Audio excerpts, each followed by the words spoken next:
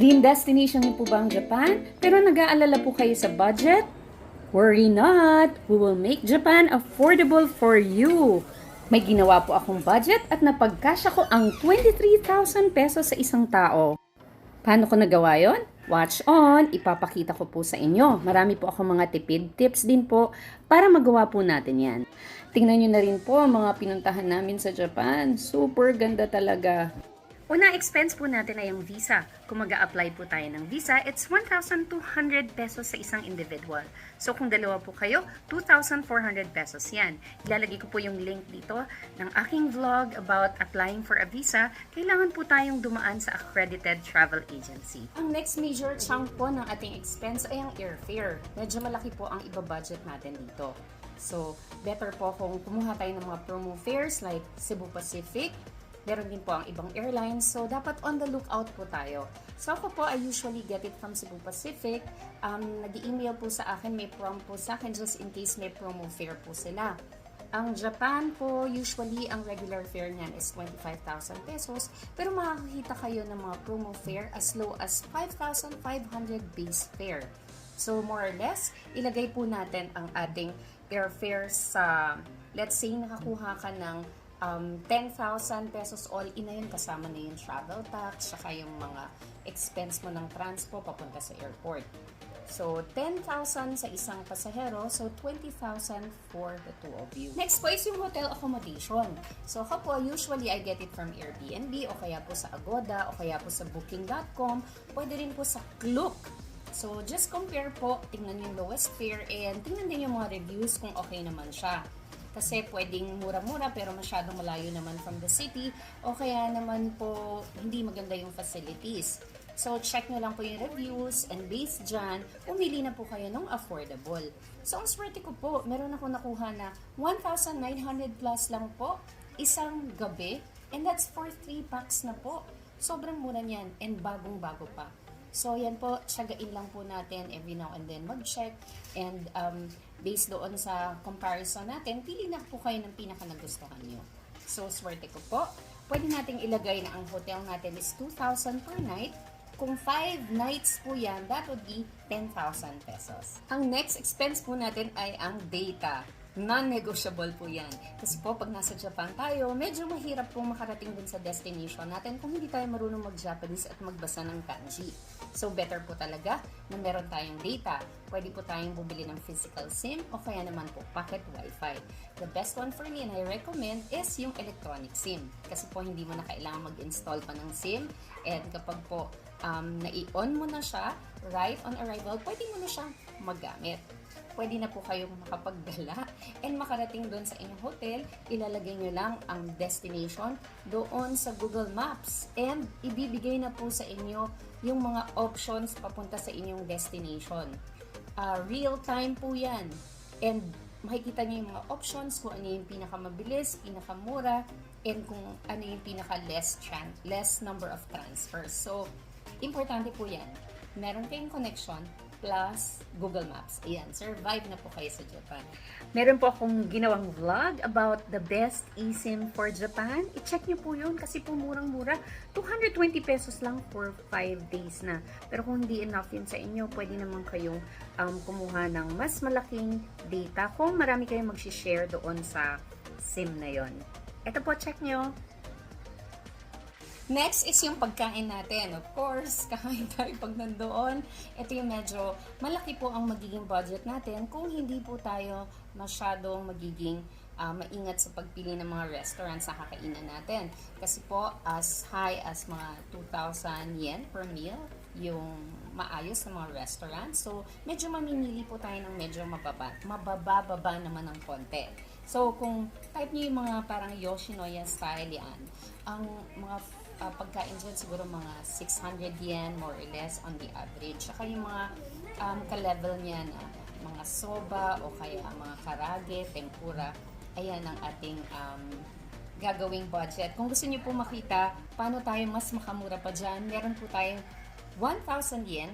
So that's around 400 pesos a day challenge. Yan lang po ang aking budget for the whole day na pagkain. And kaya po yan. So, ito pong budget natin, okay na po ito. You can work out on it pa po para medyo mas mapababa pa. So, kung halimbawa po mga Yoshinoya style ng mga restaurants ang pupuntahan natin, ang ating budget for one meal is 250 pesos. So, kung 5 days yan, 15 meals, gagastos tayo ng 7,500 pesos para sa dalawang tao. Next is transportation. Ayun po. Usually, ang ginagamit naman po na mode of transportation sa Japan is train, either subway or yung JR train o kaya po bus. So, mas makakamura po tayo if we get the unlimited metro pass para po makapag-transfer tayo between subways and maiikot po natin ang buong Tokyo. Most places in Tokyo using that unlimited pass. So, ang maganda dyan, pwede tayong pumunta bawat station kung gusto natin makita kung anong itsura, labas-masok. O kaya naman pag nagkamali or kung gustong balikan, maganda siya dahil malaki po ang masasave natin. Normally, ang isang trip sa tren is around mga 180 yen, ganyan. So, that's around mga 70 pesos. So, kung unlimited yan, malaki talaga ang masasave nyo. Yun. Ang next natin na gagastusin is yung transportation din from the airport. So, normally, ang mga flights to Japan or to Tokyo is via Narita Airport. However, ang Narita Airport kasi nasa Chiba Prefecture, malayo siya, nasa probinsya. So, medyo malaki ang budget na kailangan natin to reach Tokyo Metropolis. So, if you can save this, you can save a lot on this, malaki rin ang makakat sa budget natin. So, yung pinakamurang train papuntang Japan, papuntang Tokyo from Narita Airport, it's around 1,400 yen. So, more or less mga 600 pesos. Kung ang nasakyan natin ay yung express, na dodoble, it's around 3,500 yen, so more or less 1,500 pesos. Kung ang naibook naman natin ay flight from Manila to Haneda, ayun, mas malapit na yun sa Tokyo. Kaya lang, ang Manila to Haneda flights are much more expensive than Manila-Narita flights. So, more or less, ang nabubok natin is flights going to Narita. Kaya, ayun po, tingnan niyo po ang ating budget and you can work on it pa po. Pwede natin lagyan ng mga tweaks, pwedeng swerte natin kung makakuha tayo ng mas murang airfare. Nakita ko po ngayon, ang Fukuoka, Japan is 5,500 base fare lang. So, check nyo po. And marami pong mga promotion pa. Nagbibigay ng promo ang BDO credit card, BPI credit card, ibang airlines, Eva Air, AirAsia. Marami po tayong option. So, check po natin yon and let's capitalize on that. Kasi po yan ang malaking chunk ng ating travel expense, yung airfare. Sa hotel po, pwede rin naman pong mag-capsule hotel. Kaya lang kung hindi pa kayo masyadong familiar dyan, baka po hindi nyo magustuhan. Kasi ang liit lang ng space na nahihigaan mo kapag capsule hotel. Marami pa po akong mga vlogs about spending less in Japan.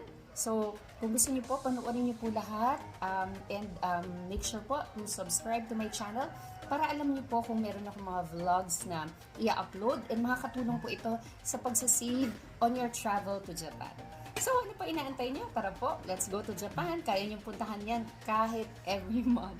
So, sa nagawa po nating budget, it's only 23,000 pesos per individual. Per pax. Ayan, kaya na natin yan. Travel Go Japan! Kung may questions po kayo, ilagay nyo lang po dito and sasagutin ko po yan. Ni-invite ko rin po kayo na mag-join doon sa Facebook group natin na Japan DIY Travel PH. Mamimit nyo po doon ang mga nakarating ng Japan and yung mga Japanese na mga friends natin nandun din po. Kung may mga questions kayo, pumunta lang po kayo doon and we can discuss it and magtulungan po tayo para makarating po tayo sa Japan palagi. If you need more information, check nyo pa po yung mga ibang vlogs ko. Marami po tayong vlogs about Japan. See you again soon! Thank you for watching everyone! This has been Plantorni G.